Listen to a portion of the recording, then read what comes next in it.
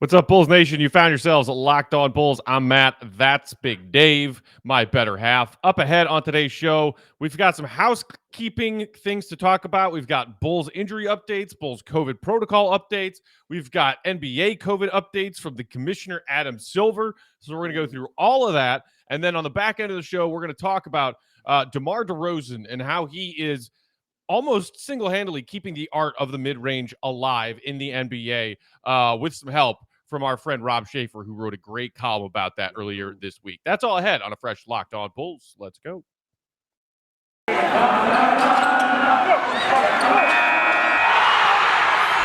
are Locked On Bulls, your daily podcast on the Chicago Bulls, part of the Locked On Podcast Network, your team every day. Here are your hosts, Matt Peck and Big Dave Watson.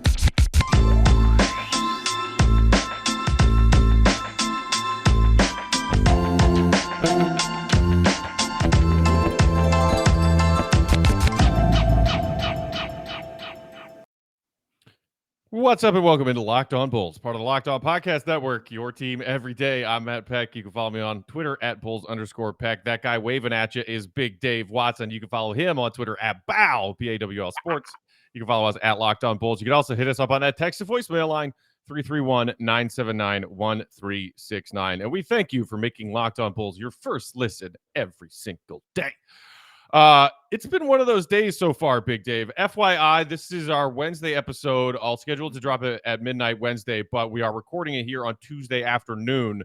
So who knows what other updates might happen between now and when y'all are listening to this. But I've got alerts always for Woj and Shams and Casey and Darnell and Mark Stein and, any NBA person, local or national, who's going to break news throughout the day, throughout the NBA season. And it's just been one of those things where you can't keep up with the alerts, because we've got Bulls updates with, okay, let's start with the good news. Troy Brown Jr. has officially exited health and safety protocols, listed as questionable for the Bulls game against the Raptors scheduled for Wednesday night. Zach LaVine, Ayo Dosunmu, and a few others, Matt Thomas, Alize Johnson, still in protocols, not expected back until after Christmas. Right. Now, you also got these tweets from Woj, who's like, on the tarmac, apparently chasing the Raptors plane to figure out if it's coming to Chicago or not, because the Raptors are now dealing with an outbreak of their own. The Raptors placed 4 players in protocols on Tuesday morning, joining a pre-existing list of Raptors who are already in protocols, and it's like significant people for the Raptors. You got Fred VanVleet in there, Scotty Barnes in there, like a lot of key players are out, and we're wondering, is this Bulls Raptors game going to happen? Yeah. So let's just start with that, Big Dave. We're trying to get to Christmas. The Bulls are trying to build back some momentum. They've got 2 impressive wins coming out of their week-long hiatus. And there's just chaos everywhere. It's crazy. It's been crazy since it's kicked off, before this NBA season, since everything kicked off, you know what I mean? In April of 2 years ago, it feels like. But yeah, this NBA season, and people were trying to get past it. Everybody kind of doesn't mind going through, well, I shouldn't say doesn't mind, but everybody knows they have to go through trials and tribulations. But everybody always sees that light at the end of the tunnel. And it kind of saw a light at the end of the tunnel, after everything went down, after the the vaccines came out and everything like that. They kind of saw a light at the end of the tunnel. We were like, we're going to travel. It's going to be all right. We'll get it under control. No, it wasn't going to be that way. It's going to still be here. It's something we're still going to have to deal with and go through. But like I keep saying on here, Matt, the positive of this is these guys, very, very few of them are having real terrible, reactions, you know what I'm saying, to this virus, and going through it like that. Some people have had it, you know what I'm saying? Shout out to Stacey King, who definitely went through it. Who definitely went through it real hard, man. According to him, he was very, very tough. He was very, very weak. He struggled. It was nice to hear him call into the broadcast of the Bulls Rockets game and let everybody know that he has tested negative and is on the mend. I can't tell you how good that felt for me, Matt. Like, seriously, that felt really good for me to hear from him, just knowing how he said how tough it was and how hard it was for him when he was going through it. So the fact that, he 3 negative tests in a row, doesn't have a fever, he's getting his strength back.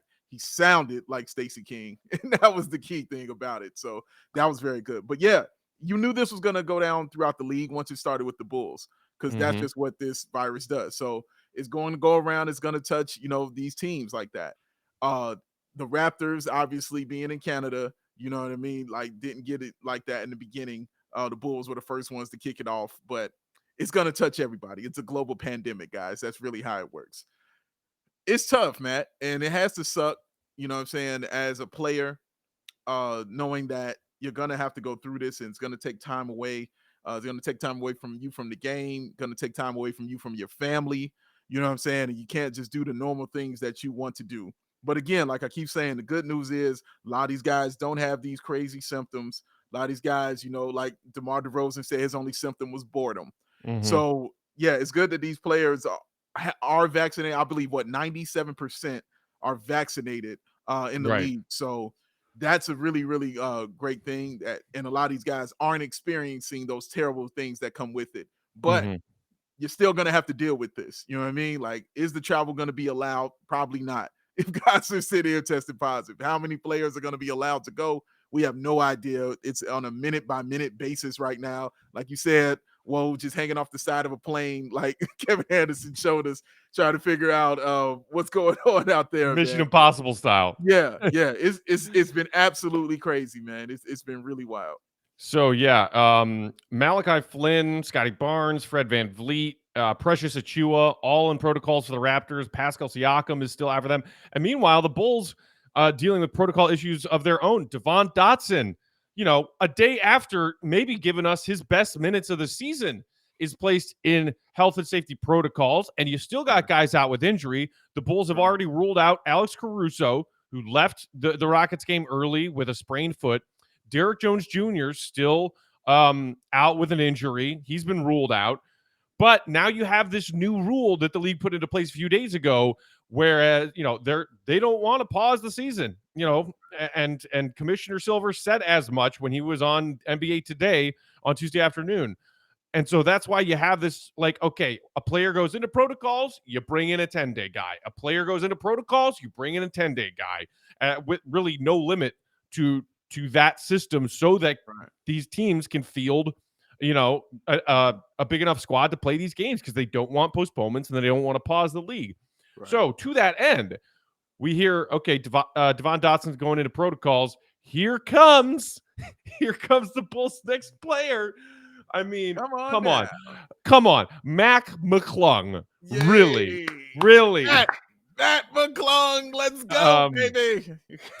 Real quick, if you're not familiar, spent his first 2 college seasons at Georgetown, coached by Patrick Ewing, then transferred, played another season at Texas Tech, went undrafted, went to training camp with the Lakers this training camp and preseason, didn't make the final 15, and then was added to their South Bay Lakers G League squad, where he's played, I want to say, 13 games for them so far this G League season, and he's been balling out. The kid can score, he could shoot a little bit, and he is in that Alex Caruso club of white guys who are not super tall, who you are surprised can dunk the way that they do. So there you go. Oh, and by the way, Ersan Ilyasova is now a Bull too, so that's fun. Oh, for real? No, that's news to me. I didn't know that one. Bulls signed Ersan Ilyasova to a 10-day. Wow. Okay. Yeah, you're gonna see a lot of names. Here's a name, Matt, that I really want to see get in the league just because of all this craziness. LiAngelo Ball. I want to see LiAngelo Ball get into the league, man. You know that would make Stacey happy, because he's been talking about that all season. Get him in there. You know what I'm saying? Make him happy and the great LeVar Ball happy, like having all his sons out there obviously be on a 10-day contract, but still having all 3 of your sons in the league. Not too many people can really say that except for the holidays, you know what I'm saying, or something, or the who am I thinking of? The Zellers. And now Giannis has got 2 brothers. Right, Giannis got 2 brothers, right? He sure does. Giannis does have 2 brothers out there in the league, and I'm sure there's several more that we're forgetting. But yeah, Matt, Ilyasova, I was just thinking in my head before you said that. It's funny how the Bulls keep signing people that aren't big men. Mhm. Bulls keep Yeah. bringing these guys in, and now you hit me with Ilyasova, and I'm like, oh, Ilyasova's, there it is. 6'9", 6'10", Yeah, has a yeah, little bit of, not a little bit, a lot of experience. He's sort of an NBA journeyman. Played a yeah, he lot of is. seasons with the Bucks, but then he's also played for like 4 or 5 other teams. Philly, He yeah. had a short stint with the Jazz last season. Mhm. I think he played 17 games for them, and he's always been a little bit of a floor stretching threat as a big man. Yeah, yeah, He's always been willing to shoot the three ball. yeah. So we'll see if he or Mac McClung end up getting any minutes. As a Bulls fan, you're sitting here saying it seems like the Bulls have been making their way out of this. That they were one of the Mm. first teams to deal with this, Omicron outbreak that's Yeah, sweeping around yeah. the league, and we're starting to get guys back. And now it's like, oh, Devon Dotson's going into protocols. Does that mean that this thing is still circulating the Bulls locker room, or did he get it from somebody against the Lakers or the Rockets? And now you got the Good Raptors point. coming to town, and half their team has it. So who hasn't Mm. yet been tested positive, who might be out there on the floor Wednesday night if they play this game? That's just a hectic world that we're living in right now. Yeah, and it's a reality that we all have to deal with that we don't want to, but it's just what it is, guys. We got to deal with that. And you just sit there and you worry about, the guys on the Bulls team, and I'm not going to say none of their names, but the guys on the Bulls team who, haven't gone through this, you know what I'm saying, or anything like that. You worry about those guys. Dotson, that's crazy. Like, that was news to me too, right there. Like, he just out of nowhere. Like, it just seems like every day is something new coming up. But again, like I said, it's good. I'm going to say it's good also for the league that this is going on now. Mhm. And not going on later in these playoffs and things like that. But yeah, because I know that would be truly. I know they don't want to miss the Christmas Day games, but they truly don't want to mess up the playoffs or do Right. anything like that. They really don't want to get with anything on that. You know what I'm saying? So it's good that they have to go through this now. If you have to go through it at any time, it's good that you go through it early on in the season, before your All-Star break. What's the All-Star game going to look like now, Matt? You know what I'm saying? Like, I think of those kind of things. Is there going to be one? You know what I'm saying? Are they going to still have one? Are players going to be allowed to travel and get together and do things like that? I don't know. You know what I mean? I'm sure that's down the line. They'll have thoughts on that, but it's crazy. Let's just say it's crazy right now. We're taking it on a day-by-day, minute-by-minute basis, and man, we find out when you guys find out, and man, we just deal with it in real time. Indeed. I thought there were a couple other interesting notes from Adam Silver when he was talking to Malika Andrews on NBA Today. So I want to talk about that and maybe how the NBA might shift its rules with these protocols moving forward, because it seems like they're seeing a trend here about very asymptomatic cases and players and maybe getting them back on the floor sooner. So let's talk about that, and then we'll get to DeMar. But first, Big Dave, tell the Yes. people out there, holiday season, it's fun, but it can also cause a lot of stress. So if there's anybody out there looking to maybe decompress and lower their stress levels a little bit, if your family members got you freaking out, tell them about this thing called Calm that might help them. Oh, that's all you need in your life, y'all. It's just those 4 letters, CALM. Calm. Just relax. Just be chill. Because you know who uses this app? The great LeBron James. You know what makes him King James? Sleep. Flopping? That's Oh, right. sleep. Okay. Yeah. Stay calm, man. Sleep. That's right, y'all. Sleep is the superpower of LeBron James. And Calm is the #1 app for sleep and meditation. And they have teamed up with LeBron James to help you activate that power of sleep. Oh, because when it comes to athletes, they tend to focus on physical fitness. But no. The most important thing you need to focus on as an athlete and as a regular human being, mental fitness. And Calm is going to help you do that. LeBron and Calm know that your mind is like any other muscle in your body. If you don't have to be a world champion to learn how to train it, all you need is the Calm app. So this is what you do. You head to calm.com/Locked On NBA for a limited time, and you'll get 40% off of a Calm premium subscription. Again, limited time, y'all. Just limited time. 40% off your premium subscription from Calm at calm.com/Locked On NBA. Unlock content to help you focus, ease stress, and sleep better. Get started at calm.com/Locked On NBA. That's calm.com/Locked On NBA. Woosah. All right, a few more interesting updates here from NBA Commissioner Adam Silver that we wanted to chat about.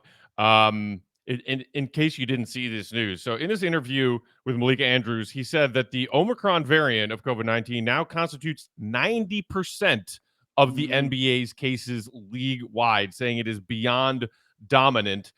However, that might not necessarily be a bad thing, because from what we have seen from medical experts and scientists so far, it appears that compared to other variants, that this Omicron strain is less dangerous when it comes to the severity of the symptoms. It's much more transmissible, and it's much more contagious and easier to spread.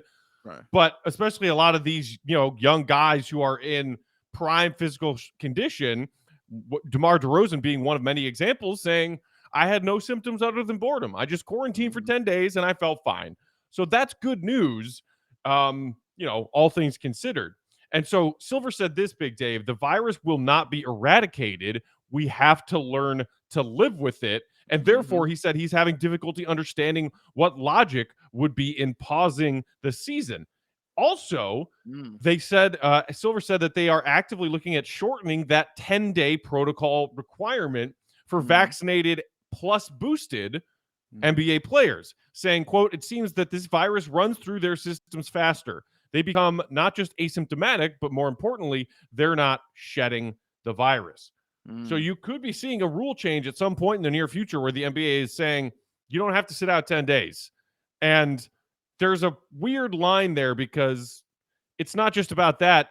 Are they also concerned about the moral obligation to not just protect their players, but people that work in these arenas, people that travel with team personnel, the family members of the team and team personnel? Like, that spider web grows really quickly when you talk about contact, and it is a mild strain, but it's a very contagious one. So the league's kind of in a bind here. Yeah. But like you said, it's all about the fact that they don't want to pause. Adam Silver said, I don't want to pause the season. Yeah. First of all, I appreciate Adam Silver for being as candid as he was and being as honest as he was. He was really honest about it. And I love how he wasn't trying to paint a rosy picture about anything. He was just really being straight up and really being straightforward. Even in his tone, I'm used to seeing him happy, smiley, go lucky Adam Silver. No, not today. Adam Silver was like, look, man, this is some bull. Like, what's going on out here? He was for real about that. I appreciated him for that, Matt. It's such a fine line, man, that he has to walk, because like you said, it borders on the line of ethical and unethical on some instances, right? Because you're looking at it and you like this virus is going around, it's spreading, it's touching all these people. And like you said, man, there are people in jeopardy, the fans, the people who work there, you know what I'm saying, in those stadiums, all those things are big things. So at one instance, you're like, we should shut it all down. But in the other instance, you're like, okay, if we shut it all down, not only do we don't eat, but those people don't eat either, because those people who work those jobs can't get paid. You know what I mean? Like, they can't come to work and they can't do the job. The security people, the janitors, the people working in concessions, all those people, you know what I'm saying, have to sit out of work and can't provide. And so it's a real weird line, Matt, that you have to kind of straddle and try and kind of walk. So I understand what he's looking at it and trying to find other ways to say, hey, what can we do to continue playing? What is the safest way possible, but also allows us to continue playing this game and not having to shut down everything? And you can tell that's really what they're trying to find out. Because like you said, he's made no bones about it, Matt. He doesn't want to shut down anything, doesn't want to stop anything, doesn't want to do none of that, okay? I thought he should when the Bulls outbreak occurred. I thought he should have just shut it down until Christmas, because I thought this would have been a little bit better. But I'm not a scientist. I don't know. But it just felt like it would have been a little bit better if you shut it down. But I understand your reasoning why you wouldn't do that. I get it. I swear I do. But man, it's a hard, and this is why he gets paid the money he does, to make these tough decisions. And why guys like me and you get to sit here and we can be critical of them because you're like, that's wrong. You didn't do it right. I can sit there and do that. But I'm not going to do that in this instance, because it just seems like a very difficult place to be put in right now. Because obviously he doesn't want players or anybody to get this virus. But like he said, it's something we have to learn to deal with and something we have to learn to live with, because it's here and it's really not going anywhere. And so we got to deal with that the best way possible, but also continue to put our product out there on the floor so our players can play, so the league can have revenue, so these people who work in these stadiums and arenas can continue to get their revenue as well. Yeah. And again, when you look at it from the Bulls' perspective, it just kind of seems like not unfair, because clearly it seems like all 30 NBA teams are going to go through this, where Yeah, it right, goes through their locker room and right. most of their guys are out, and the Bulls just went through it first. Yeah, And now it's like, okay, well, do the Bulls get a leg up because they get most of their guys back and other teams are, trying G League guys out there? And is it still a risk after these guys have had it? Like, Zach LaVine, we know, has already had COVID twice, yeah, because he got it towards the tail end of the sure did. 2021 season. And then he was, he's in protocols right now. And, he's probably, I'm sure he's not the only one when it comes to NBA players who are, not dealing with this again. But it's not just the Raptors, Big Dave. We got the Raptors on Wednesday. We'll see if this game gets played or not. The Bulls play the Atlanta Hawks twice in the week between Christmas and New Year's. And the Atlanta Hawks are one of the other teams in the last 24 to 36 hours that appeared to have an outbreak going through their locker room. So Yeah, it's sure like, indeed. you want the Bulls to play. We just had a week where we had no Bulls games, and it was torture because we got a good team that's playing well. We got these 2 wins, back-to-back wins against the Lakers and the Rockets. We want to keep playing, and we're getting guys back. And, you're just like that creeping thought in the back of your mind. And it's like, man, you don't know whether or not these games should be played. And you don't want to be playing teams that have outbreaks because, like, Yeah, there's like Lonzo Ball, knock on wood. And he talked about it, after one of these games. It was like, yeah, maybe it's a little bit lucky that I haven't gotten it yet. And I don't really do anything other than go to these games, play in the games, and then go home. But like right, the Bulls still have some players who have not, gone through this protocol process yet. So right, you worry about the Bulls playing those kind of opponents. Okay, that's enough of this stupid, crappy COVID talk. But it's a big part of what the league is going through right now. Yeah, yeah. It is the reality.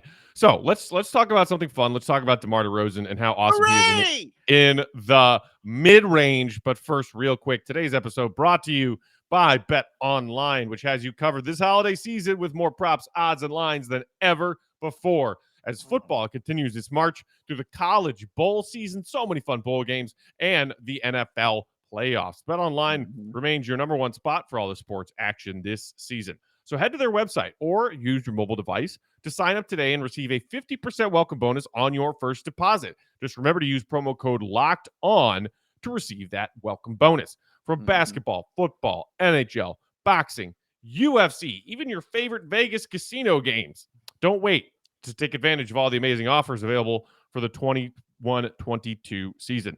BetOnline is the fastest and easiest way to bet on all your sports favorites, so don't wait to take advantage of the new amazing offers available. And don't forget that promo code LOCKED ON when you sign up for your welcome bonus. BetOnline, it's where the game starts. Oh, you know what it's time for, y'all. It's getting close to those that holiday is getting close to that wonderful holiday, y'all. And you're like, oh man, I still got to give some gifts. I got to hand something out to somebody, some people I actually care about. I want to give them something that is actually going to help them. And also they will enjoy. Well, I got 2 things for you, y'all. 2 words: delicious, healthy. And that goes by 2 more words: Built Bar. That's all you need to put up under the tree is some of those delicious Built Bars. And guess what? There's a million flavors, y'all. They got cherry, they got double chocolate, they got cookies and cream, they got peanut butter brownie, they got mint brownie, they got raspberry. I saw them, they had a brand new one they just put out today. I don't even remember the name. I think it was like a peppermint chocolate one they were putting out just for today. Oh, it was getting ridiculous. Matt Peck, fill the people in on what the flavor of the month is for them as well. It's the holidays, baby. You can get yourself an eggnog Built Bar. You can get yourself a gingerbread Built Bar. Come on, man. Don't you want that up under your tree? I would. And like I said, delicious and healthy. That means all day long while you're waiting on your meal to come and you're hungry and they won't let you in the kitchen to come get something. Keep your hand about the pot. Go out there, go watch the games. And you're sitting there hungry. You know what you can do? Grab yourself a Built Bar and just snag it on down, baby, until it's time to get that feast, because Built Bar will hold you down. So go to built.com, y'all. Use the promo code LOCK15. Get yourself 15% off your order. That's built.com. Promo code LOCK15. Get yourself 50% off the order. Built Bar. Leave something for Santa. All right. So in case you haven't seen it, our former colleague, good friend of the pod, Rob Schaefer of NBC Sports Chicago, wrote a great column about DeMar DeRozan and the almost completely lost art of the mid-range. He's got great quotes in here. He's got great, fascinating numbers, doing a deep dive on just how efficient DeMar has been in the mid-range this season. And so DeMar was asked recently after one of the Bulls games about, this idea that it is sort of a trend in the NBA that nobody respects the mid-range anymore. Nobody uses the mid-range anymore. The Bulls' former coach, before DeMar arrived, was a big proponent of this. You're not allowed to shoot any mid-range jumpers. 3-pointers are at the basket, or I will bench your butt. It's okay. It's okay. I didn't say it. And so let's just start with this, because I thought it was an interesting thought from DeMar. He said, quote, I felt like anybody who thinks that I felt like anybody who thinks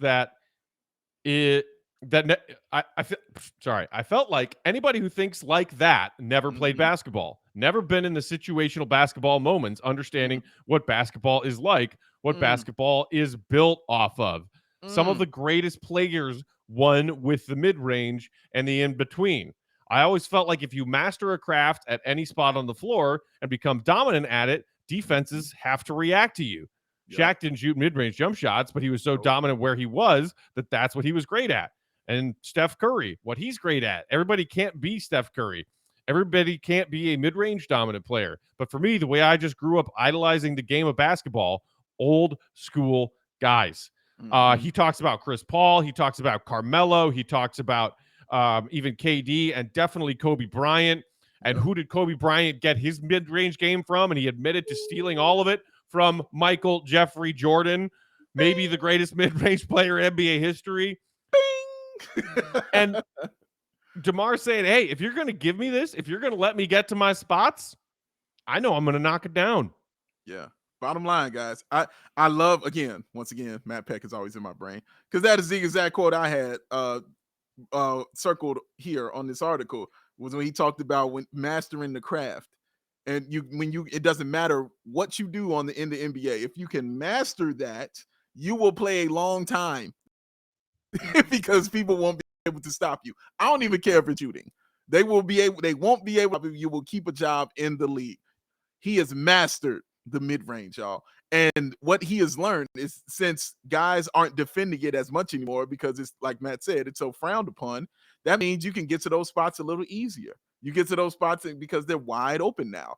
And I don't know why, man. And it may be because it became not trendy, you know what I'm saying? It's just not the sexy thing to do. Everybody just wants, the 3-point shooting, and all that other stuff. You know what there's no substitute for? 2 points.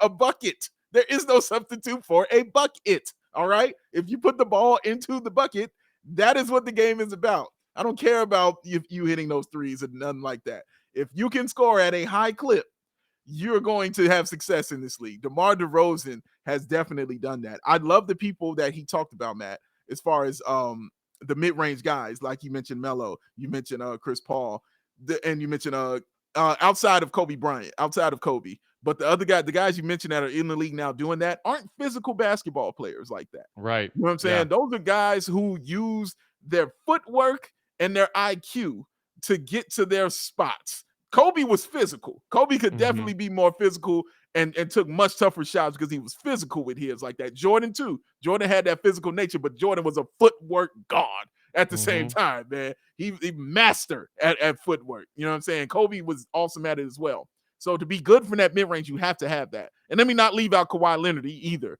because he is definitely excellent at that as well. But watch DeMar DeRozan, y'all. Just watch the footwork that he does. Watch the pump fakes. Watch how he thinks out there on the floor. He knows what spot to get to. He knows when to get there, what move to put on you. Did you see the crossover he put on that too the other day? Oh, my God. It was vicious. It was vicious, man. He is amazing to watch, Matt. And it's all you have to call him is a mid-range master. That's all you can say. And look, it's something that has led to the Bulls being as successful as they are this season. Rob Schaefer has a lot of fascinating numbers in this column. Let's start here. You know that DeMar is leading the league in points per fourth quarter this season. He's at 8 points per fourth quarter after their Rockets win on Monday. He's shooting 54.2% from the field in fourth quarters this season, but he has taken 72 mid-range shots in the fourth quarter thus far this season. He's knocked down 36 of them. Now, I'm no math whiz, but I do know that 36 of 72, that's 50%. He's shooting 50% on mid-range shots in the fourth quarter. Here's another fun fact. Those 72 fourth quarter mid-range jump shot attempts, 26 more than the player with the second most such shots, which is Brandon Ingram at 46. He's made as many mid-range jumpers in the fourth quarter as Kevin Durant has attempted. And so KD's percentage is a little bit higher than DeMar's, but DeMar's volume is it's double. It's literally double. He has made as many mid-range jumpers in the fourth quarter as Kevin Durant has attempted. And then, I mean, when you talk about the Bulls needing buckets, you just talked about it. Carmelo talks about it. There's a Carmelo quote in here being asked about DeMar's mid-range.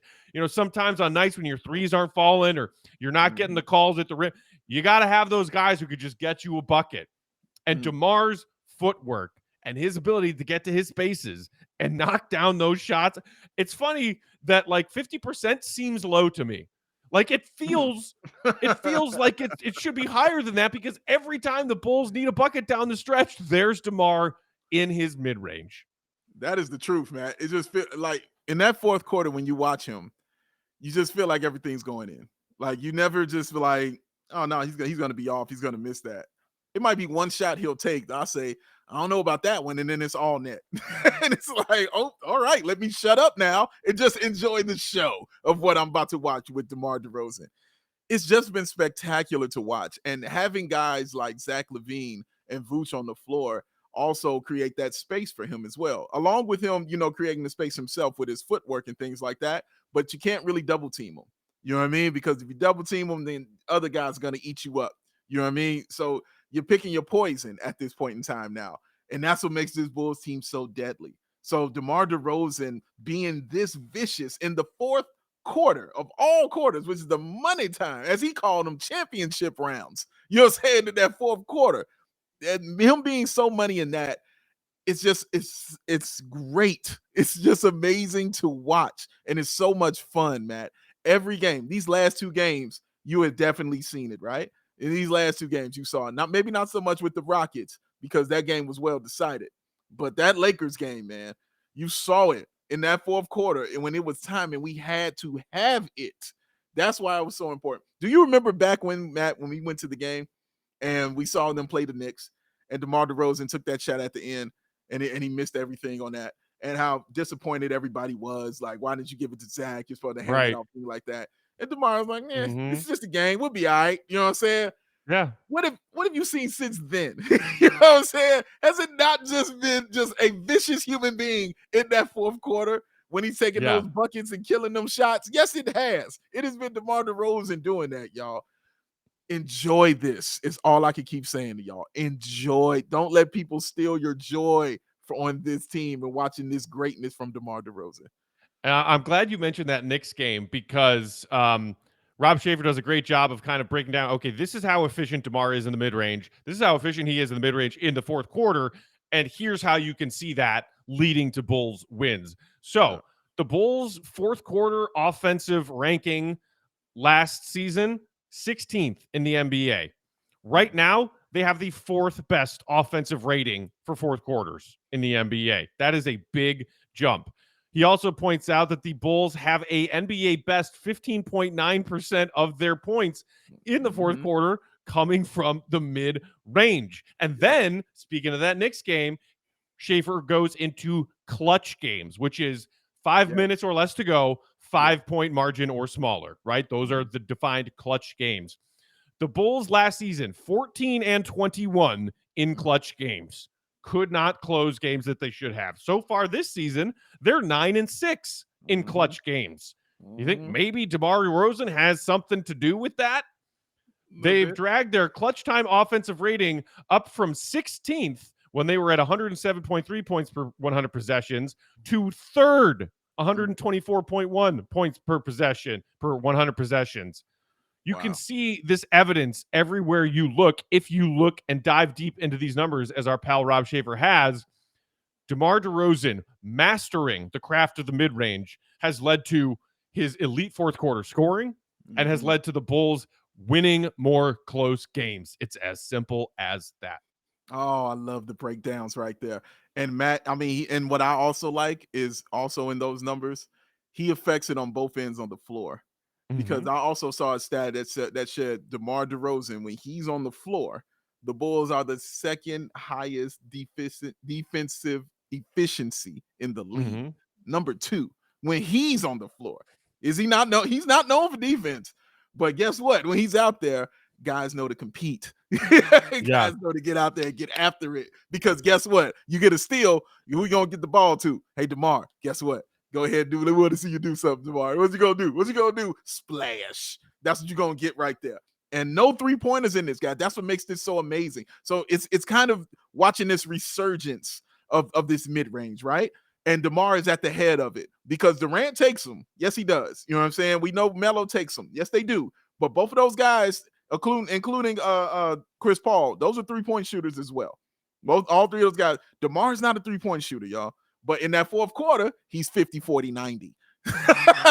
Like, just drink that one in as well. DeMar freaking DeRozan balling.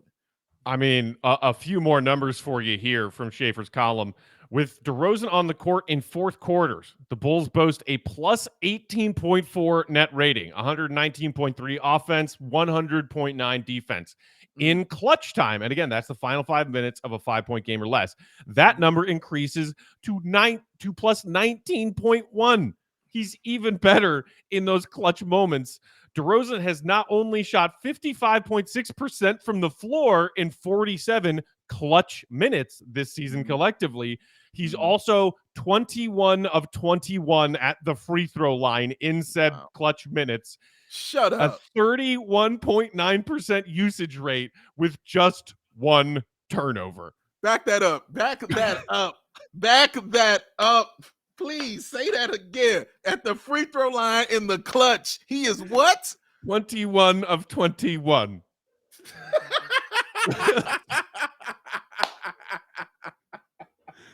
That is insanity. That is insanity. Worst signing of the offseason. All time, man. I don't know, guys. This guy DeRozan, I don't know. He's not going to have it. He's not going to do it. He's shooting 55.5% in clutch time minutes. That is and he's insane. played 47 clutch time minutes already.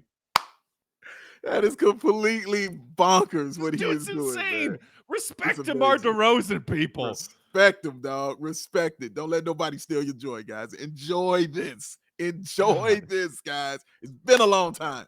It's been a long time. Enjoy all this, man. Oh, that's an amazing job. Shout out Rob Schaefer, young GOAT. Dude, awesome job. Deep dive from Rob Schaefer. Really fun read. Go give it a read if you haven't yourself. We just kind of laid out the foundation of it there for you. But man, DeRozan, and it's awesome that the Bulls have a guy like that on their squad. Yeah. And like, especially here's the other part. You mentioned guys who are maybe not necessarily the most athletic players in the league, who use their athleticism to get to their spots, but their crafty footwork and such. Like Kobe adapted to that as he aged, right? MJ certainly adapted to that as he aged. He wasn't flying to the rim like he was in his early and mid-20s when the Bulls won their second three-peat from 96 to 98. He was operating in that mid-range. Melo is still finding efficient ways to be a scorer as he's aging, operating in that mid-range. For people complaining about the DeMar contract because you're paying a guy too much money because he's aging, he's on the wrong side. Guess what? His game is tailored to aging beautifully because that's what he's doing. He doesn't need elite athleticism to find his spots on the floor, get to those spots, get this much space that he needs to get off his shot and knock it down at increasingly impressive field goal percentages as the game gets later and closer. Yes. Boom. Splash, Matt Peck. Did you not see the shot he hit on LeBron? Come on, man. That was not an easy shot. But guess what? Splash game. 21 and 21. That's insane. Sometimes I pinch myself that we're talking about DeMar DeRozan - Bulls All NBA player. Absolutely right. Absolutely right. And we still got Zach LaVine, and we still got Boozy, and we still got Lonzo Ball and Caruso. Let's keep this train rolling, baby. Let's keep this train rolling. All right. Man. So we'll see. We'll see if this Bulls-Raptors game happens. If it does, we'll hop back on and do another episode for you guys. Pretty sure we're going to end up taking Friday off, which is Christmas Eve. We'll hopefully be back and talking about a Bulls-Raptors game. In the meantime, hit us up on Twitter. We are at Bulls_Peck, BAW, BAWS Sports, and Locked on Bulls. Bow. And that text and voicemail line, 331-979-1369. Until next time, for Big Dave, I'm Matt saying, see red, be good. Peace out. DeMar and Schaefer, the two goats of the Bulls, baby.